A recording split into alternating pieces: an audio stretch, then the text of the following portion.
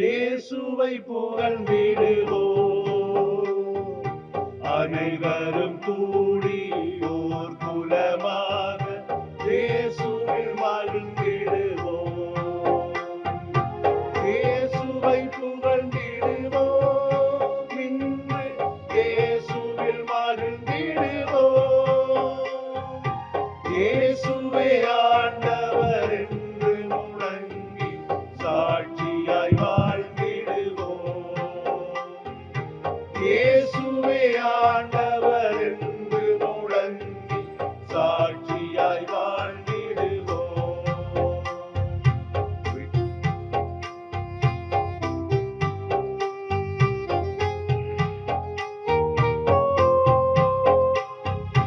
விண்ணவரோடும் மண்ணவரோடும் இயேசுவை புகழ்ந்திடுவோம். படைப்புகள் எல்லாம் ஒன்றாய் சேர்ந்து இயேசுவை மகிழ்ந்திடுவோம். இயேசுவை புகழ்ந்திடுவோம். இன்று இயேசுவில் மகிழ்ந்திடுவோம். இயேசுவே ஆண்டவர் என்று முழங்கி சாட்சியாய் வாழ்ந்திடுவோம். இயேசுவே ஆண்டவர் என்று முழங்கி சாட்சியாய் வாழ்ந்திடுவோம். ஆதியில் பிறந்து அன்பின் இணையில் இயேசுவை புகழ்ந்திடுவோம். அனைவரும் கூடி ஓர் குலமாக இயேசுவில் மகிழ்ந்திடுவோம்.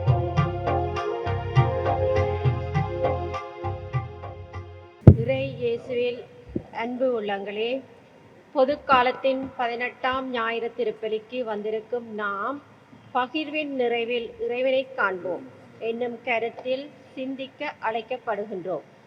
பொன்னையும் பொருளையும் மிகுதியாக சேர்ப்பதால் உங்களுக்கு நிலைவாழ்வு வந்துவிடாது. மாறாக பிறரோடு பகிர்ந்து வாழ்ந்து புண்ணியங்களை சேர்க்கின்ற போது எமக்கு நிலைவாழ்வு வரும் என்று இயேசு கூறுகின்றார். இதனால் தான் புனித பவுல் புதிய மனித இயல்புகளை கொண்டவர்களாக எமக்கு இலக்கு விண்ணகத்தை நோக்கியதாக இருக்க வேண்டும் என்கின்றார். எனவே கடவுளோடு இணைய தடையாயிருக்கும் அழிந்து போகும் பயனற்ற செயல்களை தேடிச் சேர்ப்பதை விடுத்து வளமையை கொண்டு வறுமையில் வாழ்பவர்களை வளமாக்க முயற்சிப்போம். வாழ்வின் பகிர்வின் ஆதாரம் இறை ஞானமே என்பதை மனதில் கொண்டவர்களாக ஞானத்தின் ஊற்றாகிய இறைவனிடம் இறை ஞானத்தை தர வேண்டும் என்று தொடரும் திருப்பலியில் மன்றாடுவோம். நம் ஆண்டவராகிய இயேசு கிறிஸ்துவின் அருளும் கடவுளின் அன்பும் தூய ஆவியாரின் நட்புறவும் உங்கள் அனைவரோடும் இருப்பதாக. உம் ஆன்மாவோடும் இருப்பதாக. இயேசுவுக்குள்ளே பிரியமான சகோதர சகோதரிகளே, இன்றைய நாளிலே நாங்கள் விண்ணுலகத்திலே செல்வம் சேர்க்கின்ற மனிதர்களாக எங்களை அழைத்து நிற்கிறார். ஆகவே எங்களுடைய வாழ்க்கையிலே நாங்கள் நிலையற்றவைகளை களைந்து நிலையானவைகளை எங்களுடைய வாழ்வில் உரிமையாக்கிக் கொள்ள இந்த பலியிலே நாங்கள் சிறப்பாக மன்றாடிக்கொள்வோம். சகோதர சகோதரிகளே, தூய மறை நிகழ்வுகளை கொண்டாட நாம் தகுதி பெறும் பொருட்டு நம் பாவங்களை ஏற்றுக்கொள்வோம். எல்லாம் வல்ல இறைவனிடமும் சகோதர சகோதரிகளிடம் நான் பாவியனை ஏற்றுக்கொள்கின்றேன். ஏனெனில் என் சிந்தையாலும் சொல்லாலும் செயலாலும் கடமையில் தவறினாலும் பாவங்கள் பல செய்கிறேன். என் பாவமே, என் பாவமே, என் பெரும் பாவமே. ஆகையால் எப்பொழுதும் கல்யாணவர் வானதூதர் புனிதர் அனைவரையும் சகோதர சகோதரிகளே உங்களையும் நம் தேவனாகிய ஆண்டவரிடம் எனக்காக வேண்டிக் கொள்ள மன்றாடுகின்றேன். எல்லாம் வல்ல இறைவன் நம் மீது இரக்கம் வைத்து நம் பாவங்களை மன்னித்து நம்மை நிலை வாழ்வுக்கு அழைத்து செல்வாராக. ஆமென்.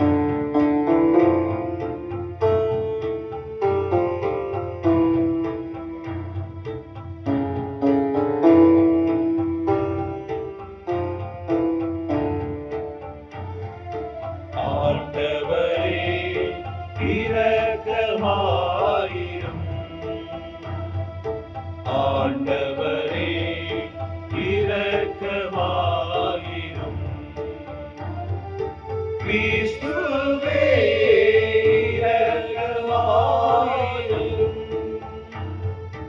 கிறிஸ்துவே இரக்கமாயிரும். ஆண்டவரே இரக்கமாயிரும். ஆண்டவரே இரக்கமாயிரும்.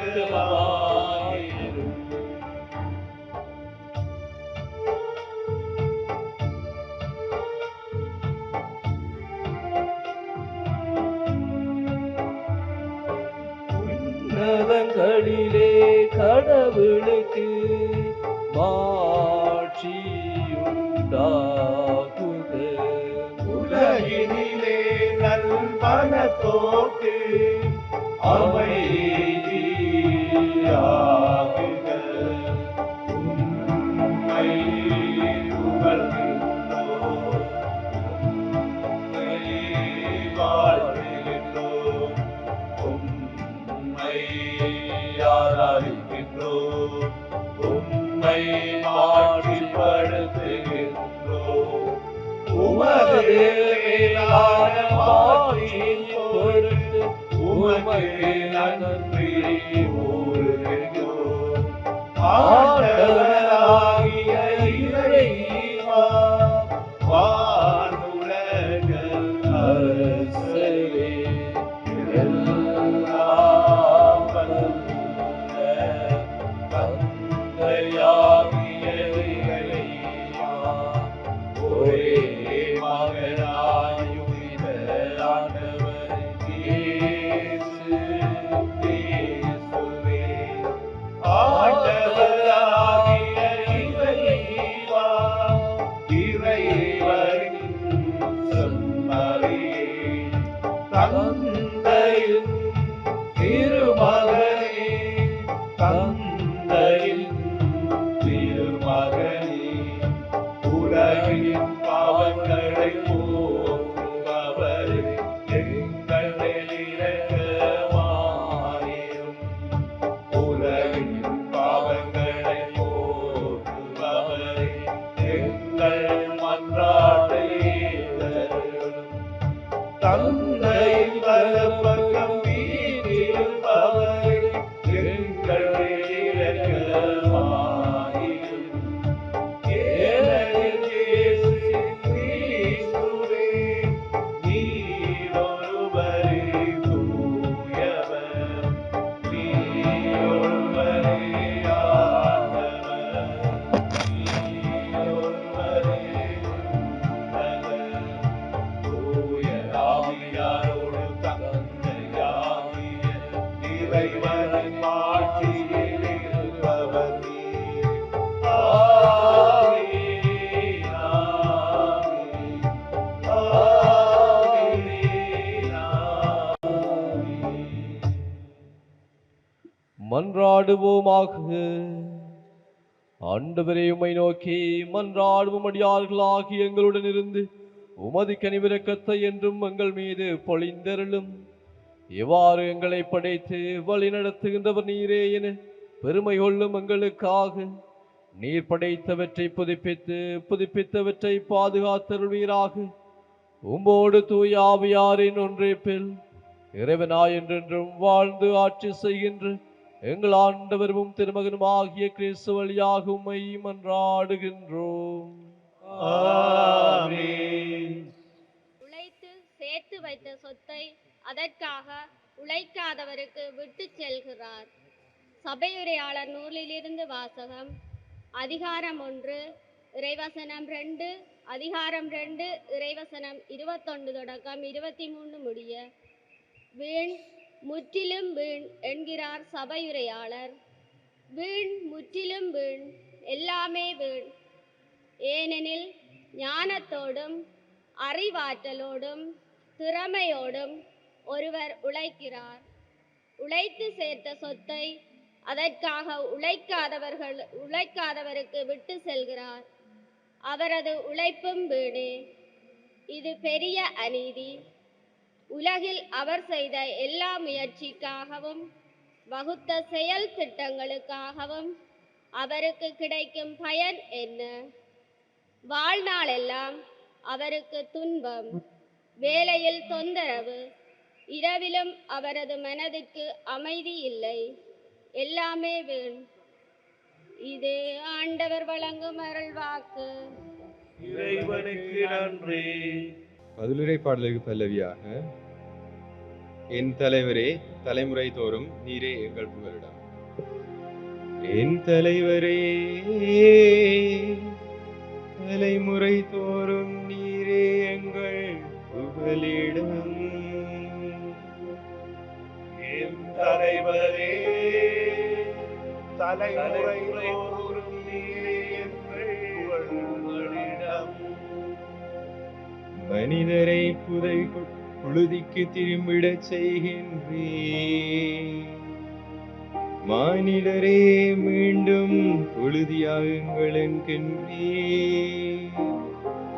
ஏனெனில் 1000 ஆண்டுகள் உம் பார்வையில் கடந்து போன நேற்றைய நாள் போலவும் இரவின் ஒரு சாமம் போலவும் உள்ளன. என் தலைவரே தலைமுறை தோறும் நீரே எங்கள் புகழிடம். வெள்ளமென மானிடரை வாரிக்கொண்டு செல்கின்றே.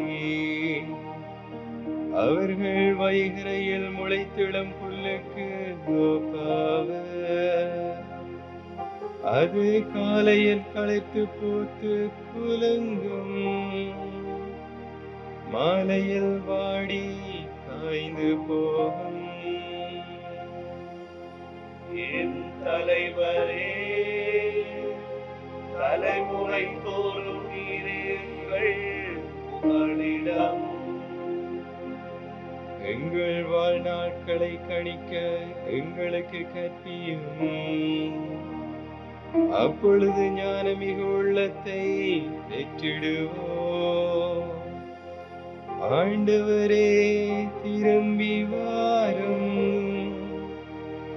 எத்துணை காலம் இந்நிலை உம் ஊழியருக்கு இரக்கம் காட்டும். என் தலைவரே தலைமுறை தோறும் நீரே எங்கள் புகழிடம். காலை தோறும் உமது பேரன்பால் எங்களுக்கு நிறைவழியும்.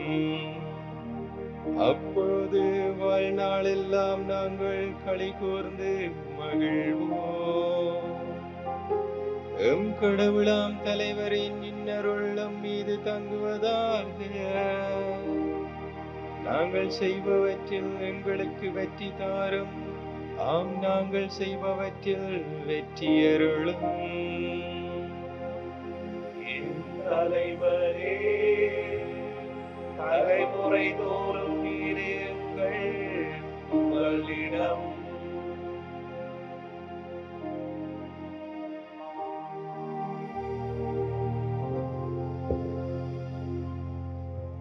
இரண்டாம் வாசகம். மேலுலகு சார்ந்தவை பற்றியே எண்ணுங்கள். திருத்தூதர் பவுல் கொலேசருக்கு எழுதிய திருமுகத்திலிருந்து வாசகம். அதிகாரம் 3 வசனங்கள் 1 தொடக்கம் 5 மற்றும் 9 தொடக்கம் 11 வரை. சகோதரர் சகோதரிகளே, நீங்கள் கிறிஸ்துவோடு உயிர் பெற்று எழுந்தவர்களானால் மேலுலகு சார்ந்தவை பற்றி நாடுங்கள். அங்கு கிறிஸ்து கடவுளின் வலப்பக்கத்தில் அமர்ந்திருக்கிறார். இவ்வுலகு சார்ந்தவை பற்றியல்ல, மேலுலகு சார்ந்தவை பற்றியே எண்ணுங்கள். ஏனெனில் நீங்கள் கிறிஸ்துவோடு இறந்து விட்டீர்கள். உங்கள் வாழ்வு அவரோடு இணைந்து கடவுளிடம் மறைந்திருக்கிறது. கிறிஸ்துவே உங்களுக்கு வாழ்வு அளிப்பவர். அவர் தோன்றும் பொழுது நீங்களும் அவரோடு மாட்சி பொருந்தியவராய் தோன்றுவீர்கள். ஆகவே உலகப் போக்கிலான உங்கள் இயல்புக்குரிய பரத்தமை, ஒழுக்கக்கேடு, கட்டுக்கடங்காத பாலுணர்வு, தீய நாட்டம், சிலை வழிபாடான பேராசை ஆகியவற்றை ஒழித்து விடுங்கள்.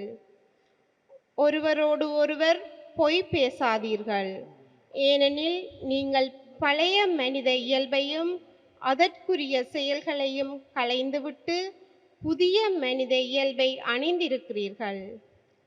அவ்வியல்பு தன்னை உண்டாக்கினவரின் சாயலுக்கேற்ப புதுப்பிக்கப்படுகிறது. இவ்வாறு நீங்கள் கடவுளை முழுமையாய் அறிய முடியும். புதுப்பிக்கப்பட்ட நிலையில் கிரேக்கர் என்றும் ஜூதர் என்றும், விருத்த சேதனம் பெற்றவர் என்றும் விருத்த சேதனம் பெறாதவர் என்றும், நாகரிகம் அற்றோர் என்றும், சீத்தியர் என்றும், அடிமை என்றும், உரிமை குடிமக்கள் என்றும் வேறுபாடில்லை. கிறிஸ்துவே அனைவருள்ளும் அனைத்துமாயிருப்பார். இது ஆண்டவர் வழங்கும் அருள்வாக்கு. இறைவனுக்கு நன்றி.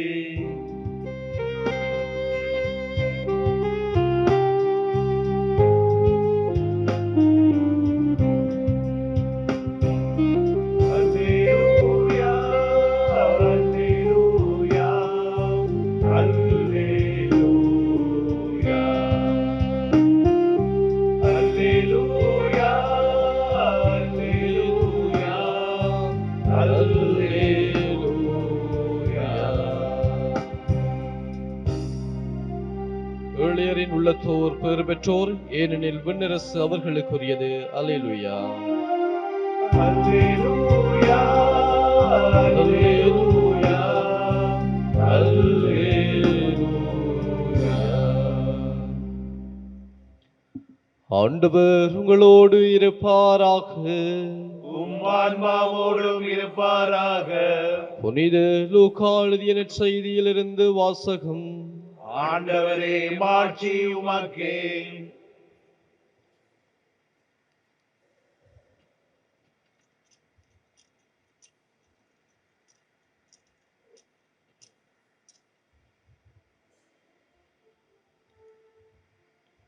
புனித லூக்கா எழுதிய நற்செய்தியிலிருந்து வாசகம். அதிகாரம் 12, இறைவசனங்கள் 13 தொடக்கம் 21 வரை. அக்காலத்தில் கூட்டத்தில் இருந்த ஒருவர் இயேசுவிடம், போதகரே, சொத்தை என்னோடு பங்கிட்டுக் கொள்ளுமாறு என் சகோதரருக்கு சொல்லும் என்றார். அவர் அந்த ஆளை நோக்கி, என்னை உங்களுக்கு நடுவராகவோ பாகம் பிரிப்பவராகவோ அமர்த்தியவர் யார் என்று கேட்டார். பின்பு அவர் அவர்களை நோக்கி, எவ்வகை பேராசைக்கும் இடம் கொடாதவாறு எச்சரிக்கையாய் இருங்கள். மிகுதியான உடைமைகளை கொண்டிருப்பதால் ஒருவருக்கு வாழ்வு வந்து விடாது என்றார். அவர்களுக்கு அவர் ஒரு உவமையை சொன்னார். செல்வனாயிருந்த ஒருவனுடைய நிலம் நன்றாய் விளைந்து, அவன், நான் என்ன செய்வேன், என் விளை பொருட்களை சேர்த்து வைக்க இடமில்லையே என்று எண்ணினான். ஒன்று செய்வேன், என் களஞ்சியங்களை இடைத்து இன்னும் பெரிதாக கட்டுவேன். அங்கு என் தானியத்தையும் பொருள்களையும் சேர்த்து வைப்பேன். பின்பு, என் நெஞ்சமே, உனக்கு பல்லாண்டுகளுக்கு வேண்டிய பல வகை பொருட்கள் வைக்கப்பட்டுள்ளன. நீ ஓய்வெடு, உண்டு குடித்து மகிழ்ச்சியில் திளைத்திடு என சொல்வேன் என்று தனக்குள் கூறிக்கொண்டான். ஆனால் கடவுள் அவனிடம், அறிவிலியே, இன்றிரவே உன் உயிர் உன்னை விட்டு பிரிந்துவிடும். அப்பொழுது நீ சேர்த்து வைத்தவை யாருடையவையாகும் என்று கேட்டார். கடவுள் முன்னிலையில் செல்வம் இல்லாதவராய் தமக்காகவே செல்வம் சேர்ப்பவோர் இத்தகையோரே. இது கிறிஸ்து வழங்கும் நற்செய்தி. கிறிஸ்துவே, உமக்கு புகழ்.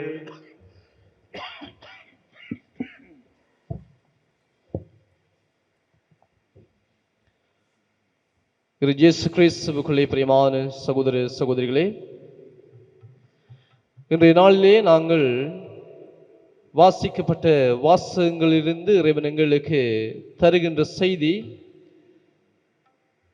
விண்ணுலகத்திலே நாங்கள் இறைவனுக்குரியவற்றை சேர்த்து வைக்க வேண்டும். ஒரு முறை ஒரு அருட்தந்தை பங்கிலே வேலை செய்து கொண்டிருந்த போது ஒரு வயது முதிர்ந்த ஒருவர் அந்த அருட்தந்தையிடம் வந்து, தந்தையே, இன்று என்னுடைய வீட்டிற்கு உணவருந்த வாருங்கள் என்று சொல்லி அவரை கூப்பிட்டார். அந்த அருட்தந்தையும் எந்தவித மறுப்புமின்றி என்று உங்களுடைய வீட்டிற்கு வருகின்றேன் என்று சொல்லி அந்த வீட்டிற்கு உணவருந்து செல்கின்றார். அங்கு சென்று பார்க்கின்ற போது அந்த வீடானது மிகவும் செல்வம் நிறைந்த மாளிகையை போன்று அது காட்சி அளித்தது. அவர் மிகவும் செல்வராக இருந்தார். அந்த வீட்டிற்கு அவர் சென்றபோது அந்த வயது முதிர்ந்தவர் அந்த குருவானவரை பார்த்து, என்னிடம் எல்லாம் இருக்கின்றது, என்னால் நினைத்ததை வாங்க முடியும், நினைத்த இடத்திற்கு என்னால் செல்ல முடியும், ஆனால் என்னுடைய வாழ்விலே ஒன்று குறைவுபடுகின்றது.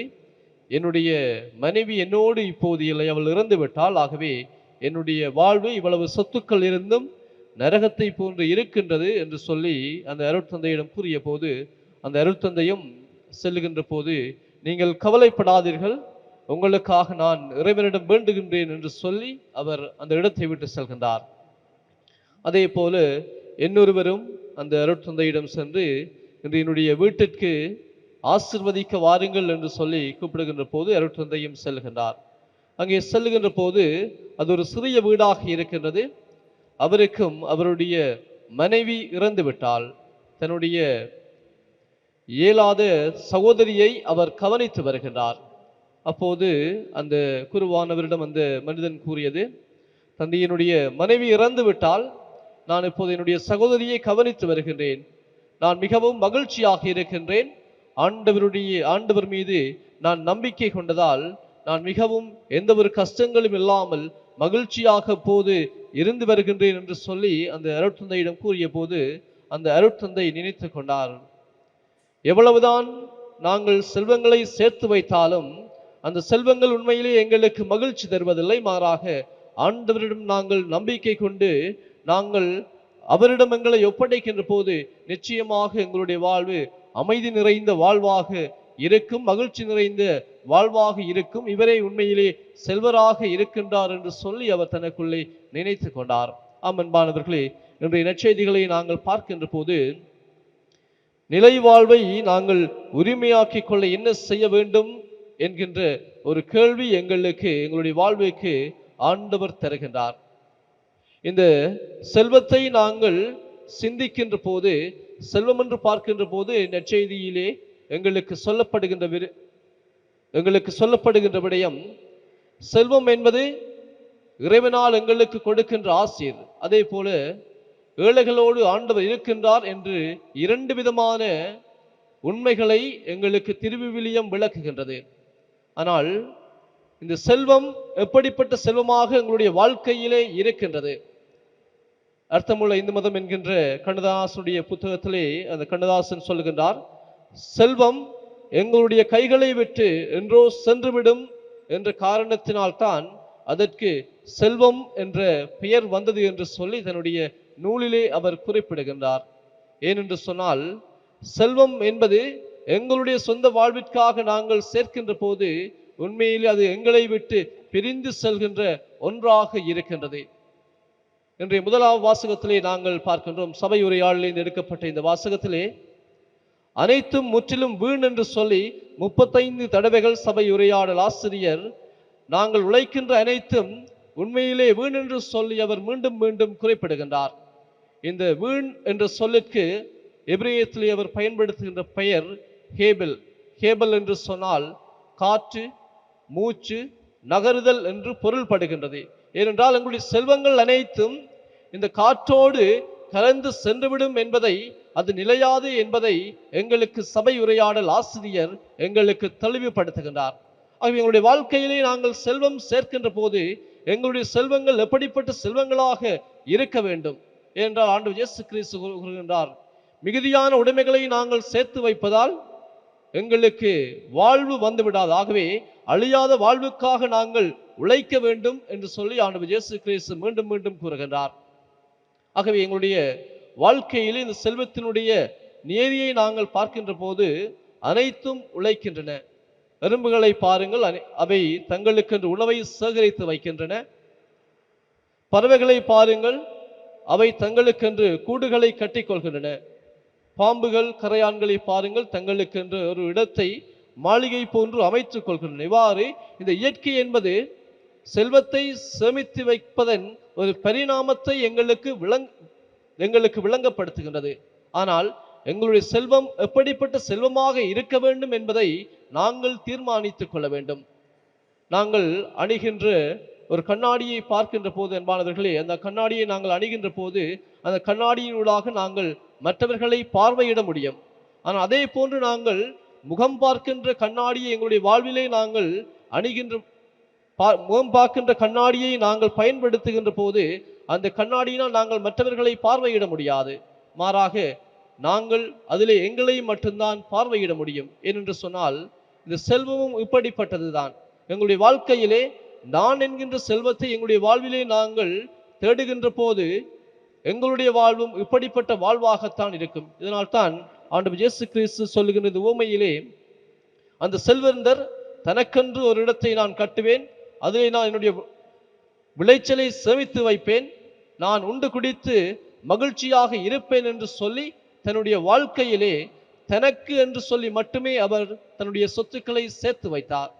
இவ்வாறு சேர்த்து வைத்தபடியினால் ஆண்டவர் இன்று இரவே உனது உயிர் எடுத்துக்கொள்ளப்படவும் நீ இறந்து விடுவாய் என்று சொல்லி அவருக்கு எச்சரிக்கை விடுக்கின்றார். இது அவருடைய வாழ்வினுடைய நிலையாமையை எங்களுக்கு எடுத்து கூறுகின்றது.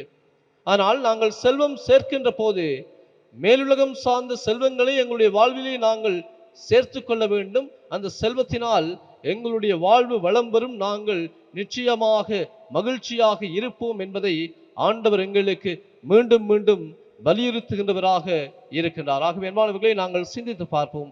எங்களுடைய வாழ்க்கையிலே நாங்கள் சேர்க்கின்ற செல்வங்கள் எப்படிப்பட்ட செல்வங்களாக இருக்கின்றது?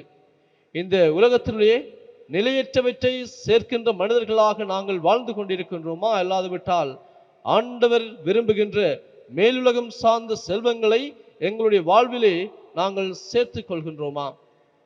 புனித பவுலடிகளார் தன்னுடைய நூலிலே குறிப்பிடுகின்றார், இந்த செல்வமே எங்களுடைய வாழ்விலே நாங்கள் கொண்டிருக்கின்ற பேராசைக்கும் குடிவரி கெட்ட நடத்தை அனைத்திற்கும் காரணமாக இருக்கின்றது என்பதை தன்னுடைய திருமுகங்களிலே எங்களுக்கு கூறுகின்றார். ஆகவே எங்களுடைய வாழ்வு என்பது இறைவனால் நாங்கள் தேர்ந்து கொள்ளப்பட்டவர்களாக இருக்கின்ற போது நாங்கள் மேலுலகம் சார்ந்த செல்வங்களை எங்களுடைய வாழ்விலே நாங்கள் சேகரிக்க வேண்டும். ஆண்டவர் விரும்புகின்ற மக்களாக எங்களுடைய வாழ்வை நாங்கள் அமைத்துக் கொள்ள வேண்டும் என்பதை ஆண்டவர் எங்களுக்கு தெளிவுபடுத்துகின்றார். ஆகவே மாணவர்களே, எங்களுடைய வாழ்க்கையிலே நாங்கள் மேலுலகம் சார்ந்த செல்வங்களை சேர்த்து நாங்கள் இறைவன் முன்னிலையில் மிகுந்த செல்வர்களாய் மாறுகின்ற மனிதர்களாக நாங்கள் வாழ தொடர்ந்தும் இந்த பலியிலே இறைவரம் கேட்டு நாங்கள் மன்றாடி செபித்துக் கொள்வோம். எழுந்து நின்று அனைவரும் எங்களுடைய நம்பிக்கை அறிக்கையை நாங்கள் அறிக்கையிட்டு பாடுவோம்.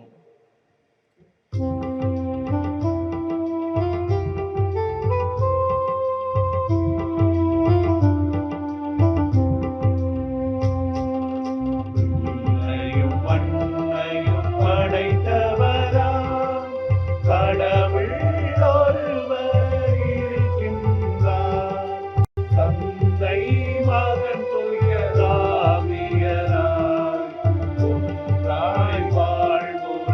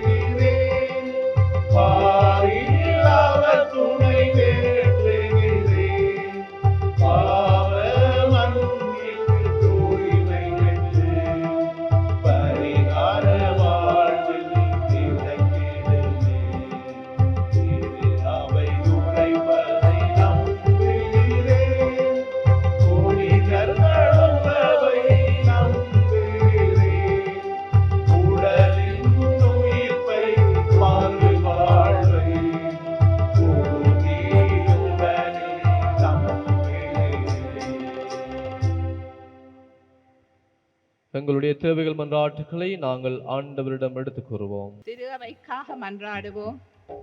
அன்பின் இறைவா, திரு அவையின் திருப்பணியாளர்கள் அனைவரும் தமது ஒப்பற்ற செல்வம் இயேசு கிறிஸ்துவே என்பதை உணர்ந்தவர்களாக பணிவாழ்வில் இறை ஞானத்தோடும் உடல் உள ஆன்ம பலத்தோடும் செயற்பட ஆவியின் அருள்வரங்களை நிறைவாய் பெற்றிட வேண்டும் என்று இறைவா உம்மை மன்றாடுகின்றோம்.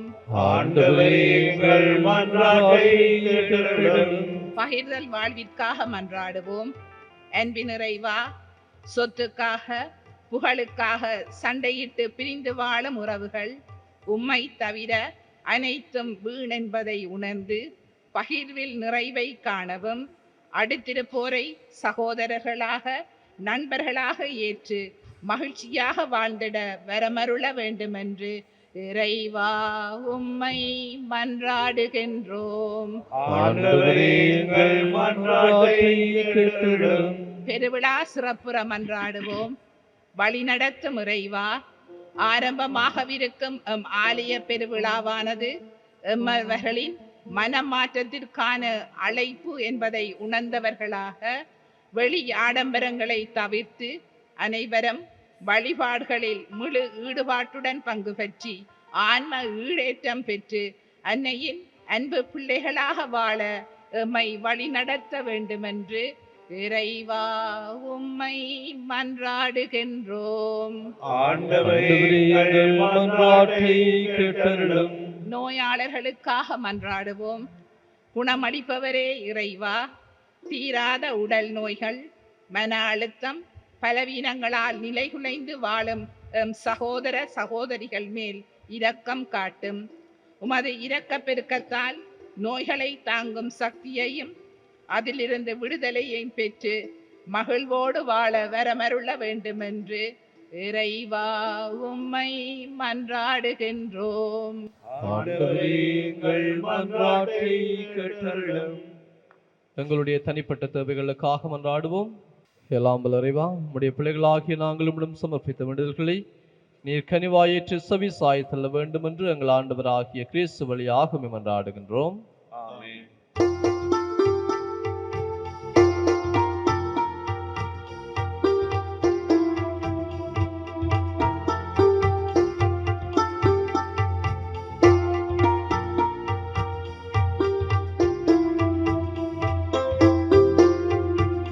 எனக்காக பலியாகும் அன்பின் தெய்வமே,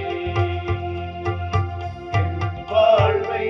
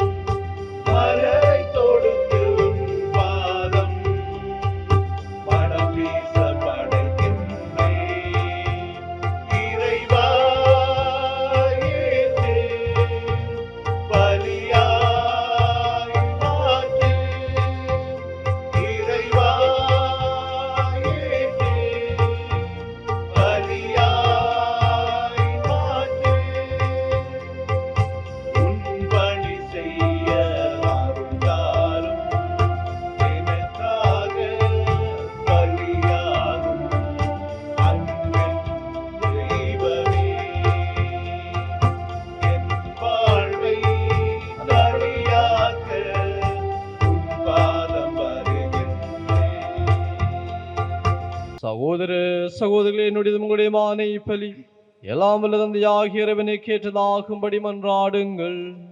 ஆண்டவர் தமது பேரின் புகழ்ச்சிக்காகவும் ஆட்சிக்காகவும் நமது நன்மைக்காகவும் புனித அவையகத்தின் நலனுக்காகவும் உமது கைகளின் பலியை ஏற்றுக்கொள்வாராக. ஆண்டவரே, காணிக்கைகளை கனிவுடன் புனிதப்படுத்தியருளும் உம்மை வேண்டுகின்றோம். இந்த ஆன்மீக பலியின் காணிக்கைகளை ஏற்று எங்களை உமக்கு நிலையான கொடையாக மாற்றுவீராக. எங்கள் ஆண்டவராகிய கிறிஸ்து வழியாக உம்மை மன்றாடுகின்றோம். ஆமென். ஆண்டவர் உங்களோடு இருப்பாராக. உம்மான்மாவோடும் இருப்பாராக. இதயங்களை மேலே எழுப்புங்கள். ஆண்டவரிடம் எழுப்பியுள்ளோம். நம் இறைவனாகிய ஆண்டவருக்கு நன்றி கூறுவோம். அது தகுதியும் நீதியுமானதே. ஆண்டவரே, தூயவரான தந்தையே, என்றும் உள்ள எல்லாம் வல்ல இறைவா, என்னாலும் அவ்விடத்திலும் நாங்கள் உமக்கு நன்றி செலுத்துவது மெய்யாகவே தகுதியும் நீதியுமாகும். எங்கள் கடமையும் மீட்புக்குரிய செயலும் ஆகும். ஏனெனில் பாவப் பழியால் வெகுதொலைவில் அகன்றிருந்த உம் பிள்ளைகளை உம் திருமகனின் இரத்தத்தாலும் தூயாவியாரின் வல்லமையாலும் உம்மோடு மீண்டும் ஒன்றிணைக்க திருவிழமானீர்.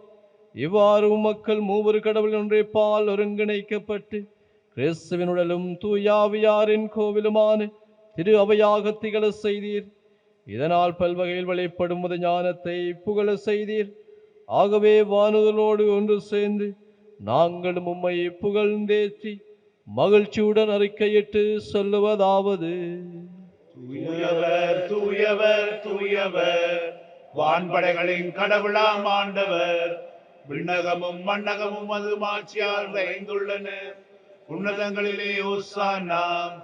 ஆண்டவர் பேரால் வருவர் ஆசீர் பெற்றவர். உன்னதங்களிலே ஓசானா. ஆண்டவரே, நீமையாகவே தூயவர் தூய்மை அனைத்திற்கு மூற்று. ஆகவே உம்முடைய ஆவியை பொழுதி காணிக்கைகளை தூய்மைப்படுத்த உம்மை வேண்டுகின்றோம். இவ்வாறு எங்கள் ஆண்டவர் இயேசு கிறிஸ்துவின் உடலும் இரத்தவுமாக எங்களுக்கு இவை மாறுவனவாக. அவர் பாடுபடும் கணிந்து தம்மை கையளித்த போது அப்பத்தை எடுத்து நன்றி செலுத்தி அதை பெற்று தம் சீடர்களுக்கு அளித்து கூறியதாவது: அனைவரும் இதிலிருந்து பெற்று உண்ணுங்கள், ஏனெனில் இது உங்களுக்காக கையளிக்கப்படும் என் உடல்.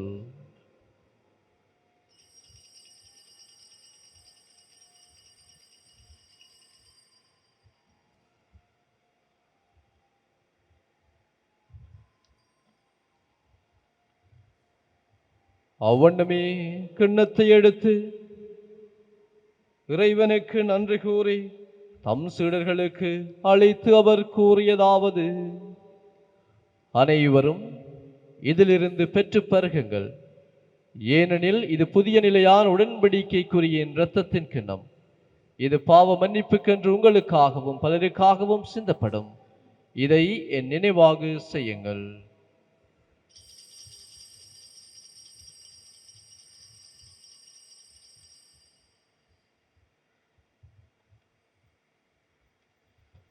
நம்பிக்கையின் மறைபொருள். ஆண்டவரே, என் மனமும் உமது இறப்பினை அறிக்கையிடுகின்றோம், உமது உயிர்ப்பையும் எடுத்துரைக்கின்றோம். ஆகவே ஆண்டவரே, நாங்கள் கிறிஸ்துவின் இறப்பினையும் உயிர்ப்பினையும் நினைவு கூர்ந்து வாழ்வு தரும் அப்பத்தையும் மீட்பளிக்கும் கிண்ணத்தையும் உமக்கு ஒப்புக் கொடுக்கின்றோம். திருமுன் நின்று உமக்கு ஊழியம் புரிய தகுந்தவர்கள் எங்களை ஏற்றுக்கொண்டீர். எனவே உமக்கு நன்றி செலுத்துகின்றோம்.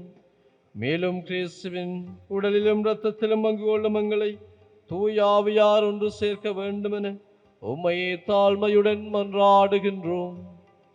ஆண்டவரை உலகெங்கும் பரவியிருக்கும் திரு அவையை நினைவு கூர்ந்தருளும். எங்கள் திருத்தந்தை 14ஆம் லியோ, எங்களாயர் ஜஸ்டின் பெர்னார்ட் ஞான பிரகாசம், எல்லா திருநிலையினராகிய அனைவரோடும் உமது திரு அவை அன்பில் நிறைவு பெற செய்தருளும். மேலும் உயர்த்தலும் இது நோக்குடன் துயில் கொள்ளும் எங்கள் சகோதர சகோதரிகளையும் இறந்தோர் அனைவரையும் இரக்கத்துடன் நினைவு கூர்ந்து உமது திருமுகொழியின் உள்ளேற்றலும் எங்கள் அனைவர் மீதும் இரக்கமாயிரும். கடவுளின் கன்னித்தாயான புனித மரியா, அவருடைய கணவரான புனித யோசேப்பு, புனித திருத்தூதர்கள், இவ்வுலகில் உமக்கு உகந்தவராயிருந்தோர் ஆகிய புனிதர் அனைவருடனும் நாங்கள் நிலை வாழ்வில் பங்கு கொள்ளும் தகுதி பெற்று திருமகன் இயேசு கிறிஸ்து வழியாக உம்மை புகழ்ந்தேற்றும் வரமருள உம்மை மன்றாடுகின்றோம்.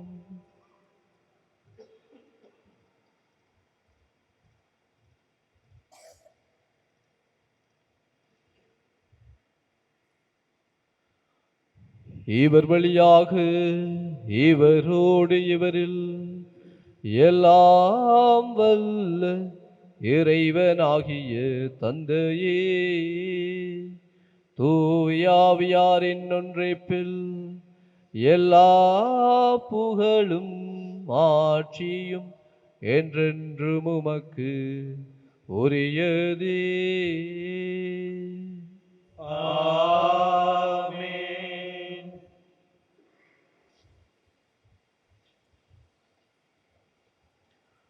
மீட்பரின் கட்டளையால் கற்பிக்கப்பட்டு தேவ படிப்பினையால் பயிற்சி பெற்று நாம் துணிந்து சொல்வோம்.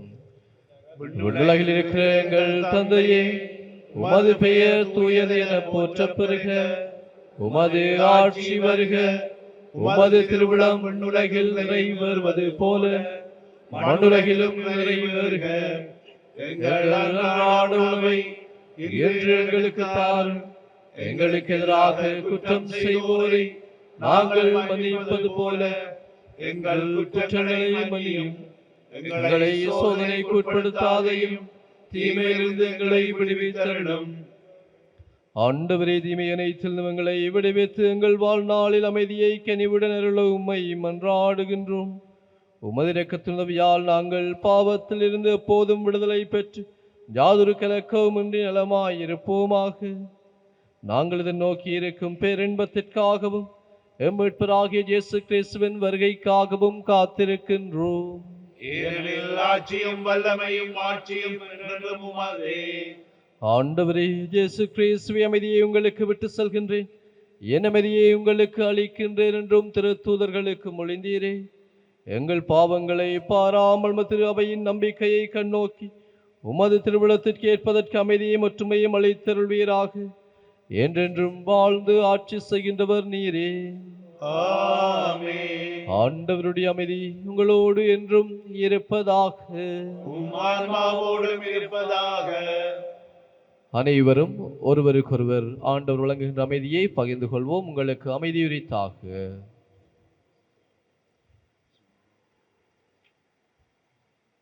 உலகின் பாவங்களை போக்கும் இறைவனின் செம்மறியே, எங்கள் மேல் இரக்கமாயிரும். உலகின் பாவங்களை போக்கும் இறைவனின் செம்மறியே, எங்கள் மேல் இரக்கமாயிரும். உலகின் பாவங்களை போக்கும் இறைவனின் செம்மறியே, எங்களுக்கு அமைதியை அளித்தருளும்.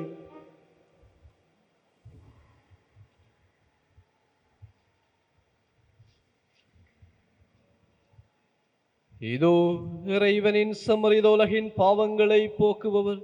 செம்மறியின் விருந்துக்கு அழைக்க பெற்றோர் பேறு பெற்றோர். ஆண்டவரே, நீர் இல்லத்தில் எழுந்தருள நான் தகுதியற்றவன். ஆனால் ஒரு வார்த்தை மட்டும் சொல்லியருளும், எனது ஆன்மா நலமடையும்.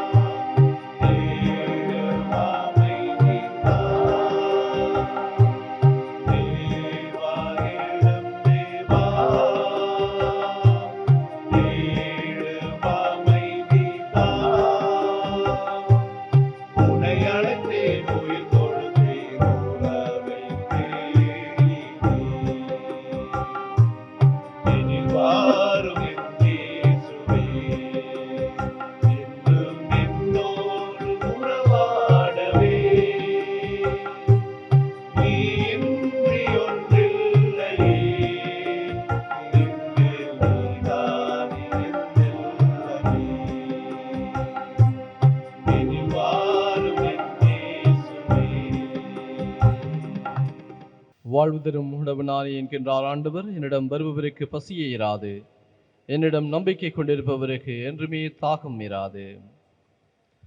நன்றி கூறி மன்றாடுவோமாக. அனைவரும் எழுந்து நிற்போம். ஆண்டவரே, விண்ணக கொடைகளால் புதுப்பிக்க பெற்ற நாங்கள் உமது முடிவில்லா உதவியையும் உடனிருப்பையும் பெற்றுக்கொள்ள செய்தருளும். எங்களை என்றும் கனிவுடன் காக்க தவறாத நீர் நிலையான மீட்புக்கு எங்களை தகுதியுள்ளவர்கள் ஆக்குவீராக. எங்கள் ஆண்டவராகிய கிறிஸ்து வழியாக உம்மை மன்றாடுகின்றோம். ஆண்டவர் உங்களோடு இருப்பாராக. உம்மான்மாவோடும் இருப்பாராக. எல்லாம் வல்ல இறைவன் தந்தை, மகன், தூய ஆவியார் உங்களுக்கு ஆசி வழங்குவாராக. இறைவனுக்கும் அயலவருக்கும் அன்பு பணிபுரிய அமைதியில் சென்று வாருங்கள். இறைவனுக்கு நன்றி.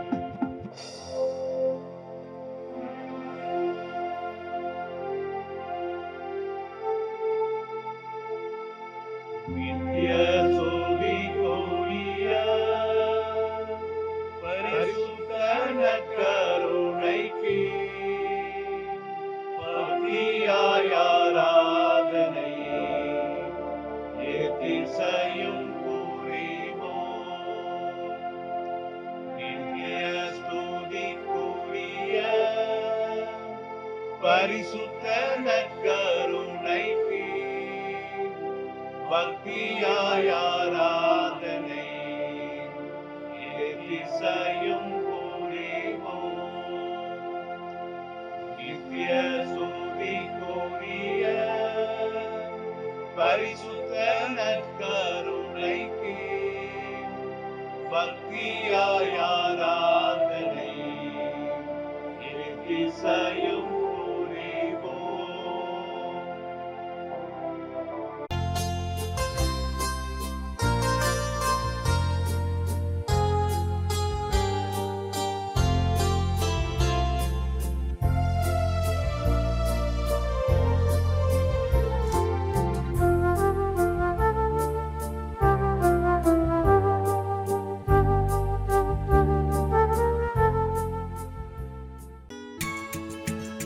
ஹோலி மேடையில் புத்தம்புது நிகழ்ச்சிகளை உடனுக்குடன் பார்த்து மகிழ எமது ஃபேஸ்புக் மற்றும் யூடியூப் பக்கத்தை லைக் செய்யுங்கள்.